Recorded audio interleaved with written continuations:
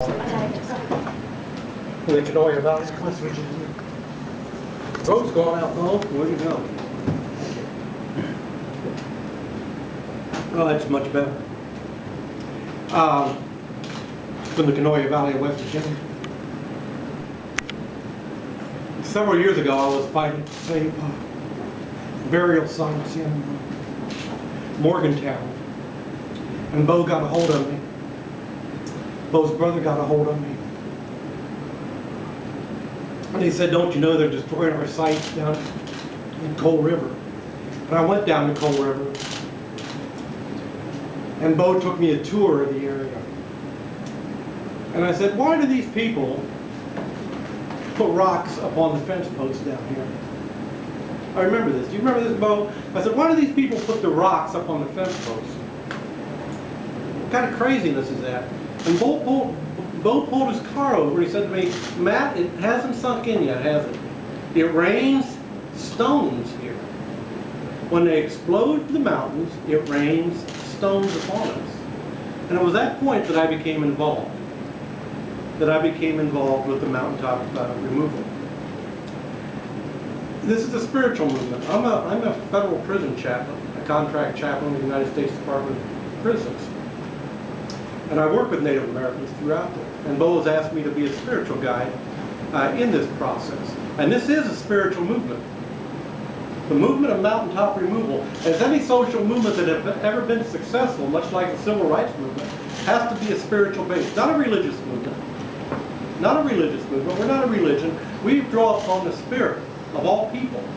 And the spirit of the native, the indigenous of Appalachia, throughout this community is intertwined with the Eastern Europeans who came over. It's hard to talk to a family of Appalachia who doesn't have a Cherokee grandmother or a Shawnee uncle.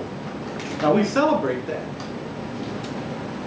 And for years I worked with the American Indian movement in the death camps that we call Indian reservations, where we send people to die. We expect them to die. With a program of genocide against the native population is still alive. We're not sent there to live, we're sent there to die. And I would go out there and I would walk among the people. And I would fight oppression where I saw it. And it took Bo to tell me, man, it's right here. You don't have to go to South Dakota. You don't have to go to Montana. You don't have to go to Arizona. They're killing us right here, right now. And Joe carries the native blood as well, and his family, and we honor them. So this is a women's movement, basically, because the greatest honor we can do as Indian people is to honor the women's spirit, the native spirit, the feminine spirit, which is our sacred Mother Earth. As a child is born, he takes nourishment from his mother in a sacred way. In a sacred, blessed way, the mother gives nourishment to her child. And that's how it should be with our sacred Mother Earth.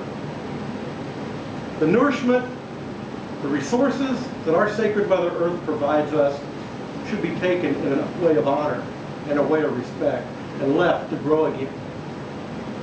We heard talk of the Gulf, these terrible things. We're waiting for the Gulf to come back. We know it will come back. We know the marshlands will come back. We know the oil will dissipate. The mountains will not come back. The mountains are gone. There is no program to rebuild the mountains. So what I plan to do as a Native American man is I plan to call upon the Cherokee, the Sioux, the Blackfoot, the Crow, and I could go on because we have 500 nations still alive. And that combined with all people who live in the spirit of Creator, not just natives. Creator, a loving Creator, Conchula, did not give this wonderful sacred Mother Earth to just natives. It gave us to all people. But we were programmed with a respect for our sacred Mother Earth. And it's maniacal capitalism gone wild. The manifest destiny moved us out for a reason. They moved us out for a reason, and we're going to come back. We're going to come back and not take what is ours, but protect our sacred mother. And I'm sorry to go on so, but I got a little bit to say. It's at a thing we had, a demonstration we had, some cool people took me aside and offered me a mountaintop. They offered me a mountaintop to make it a sacred burial ground. And I said, we're not politicians. We don't take bribes. What kind of a man would I be to take a mountain? And they offered me money. I said, I'm not a pimp for my sacred Mother Earth. We don't take your money. We don't prostitute our mother. Would you prostitute your mother? That's what we're asked to do when they destroy our sacred mountains. We prostitute our mother. But I'll tell you what we are. We're men and women of dignity, of honor.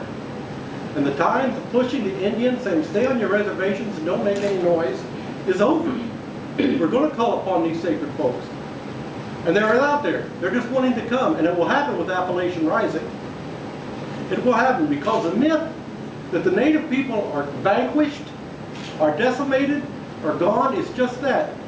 It's a myth. We're still here. We're still strong, and we'll dedicate ourselves to saving our sacred Mother Earth. Ahom Matata Yasa.